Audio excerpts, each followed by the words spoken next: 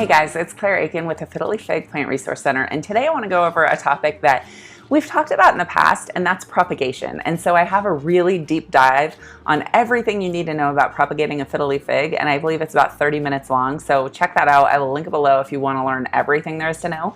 But maybe you just want to learn the basics and get started in a hurry. So this video is how to propagate a fiddle fig in just 5 minutes flat. And so I'm going to move quickly and I'm going to tell you just the basics of what you need to know, because honestly, this is not rocket science. It's not hard. You can propagate your fiddle fig. You can be successful.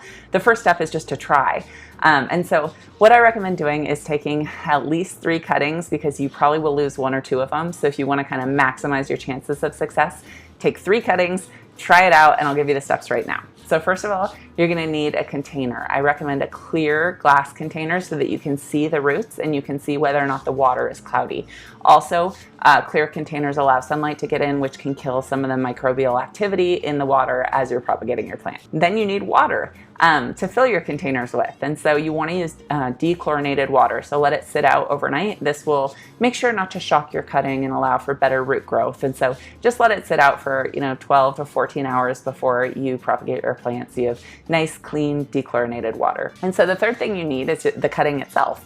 And so I recommend taking a cutting of 2 to 3 leaves. This gives your plant enough resources to pull the sunlight in to grow new growth, but not so much that you're really having a top-heavy cutting where there's so many leaves that your cutting can't support all of the leaves. So you could try 1, 2, or 3 leaves. I don't recommend doing more than that because there's just too many leaves to be supported by a system that does not have roots yet. The fourth thing is a rooting hormone. So you can propagate a fiddle fig without a rooting hormone, but you won't be as successful and it takes longer. And the main failure of fiddle fig cuttings is that they fail because of bacteria in the water. And so the shorter time frame to rooting, the maximum success that you can have. And so using a rooting hormone can really cut down the time and increase your chances of success.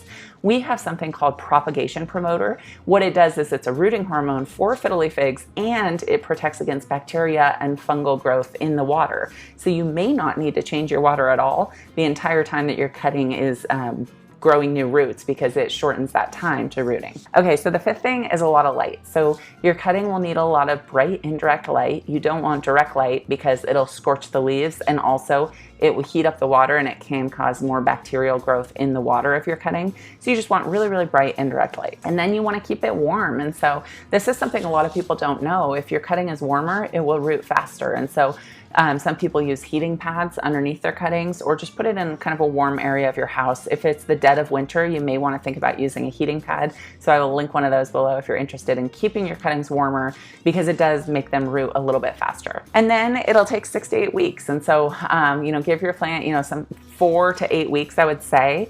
On the faster side is about 4 weeks. On the longer side is about 8 weeks. Don't give up on your cuttings until after 8 weeks. If there's nothing happening, then you could give up. Change the water when it's cloudy. And so you really want to avoid changing the water for your cuttings because it can stunt the growth of the new roots.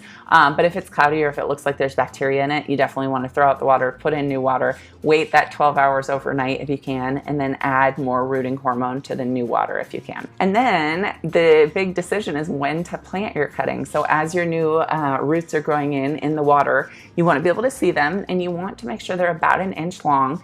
Ideally, you want to see about 6 roots 1 inch long or more before you plant it in soil. So put it in soil at that point, keep it really moist for the next few weeks, and then you want to put it in a larger container, and then it'll be a new, healthy, happy plant that will grow as normal. And so once you pot it into soil, you just want to make sure you're fertilizing it. You can actually continue to use the propagation promoter so that your roots continue to grow as fast as possible to support your new plant. And then make sure that you put it into kind of a bigger container as it gets root bound. Keep increasing the size of your container, and you have a brand new beautiful plant to give away to a friend or to keep for yourself.